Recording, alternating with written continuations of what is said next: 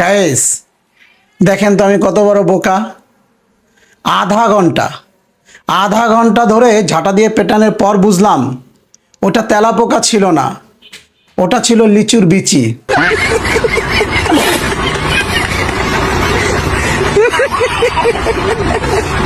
দেখছেন কারবারটা, দেখছেন কত বড় বোকা হলে এই ধরনের কাজ করে। সত্যি আজকাল যে কি হলো আমার, আমি বুঝলামই না।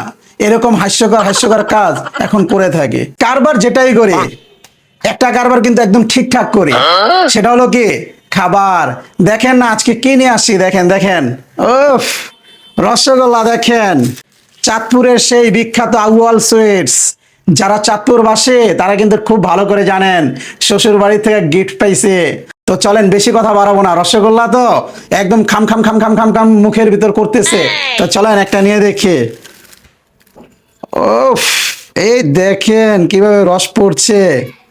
বিসমিল্লাহ ওয়া বারাকাতুল্লাহ। উম,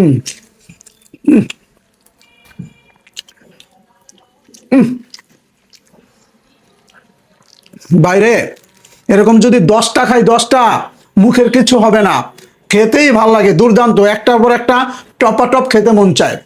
দুর্দান্ত। আজকে মিষ্টি খেয়ে পুরা মিষ্টির মতো অবস্থা আমার, একদম ঝাঁঝালো, পুরা মুখটা রঙিন হয়ে গেল আলহামদুলিল্লাহ। তো গাইস, ভিডিওটা আর লম্বা করবো না, সবাই ভালো থাকবেন, সুস্থ থাকবেন, দেখা হবে নেক্সট কোনো ভিডিওতে। আল্লাহ হাফেজ।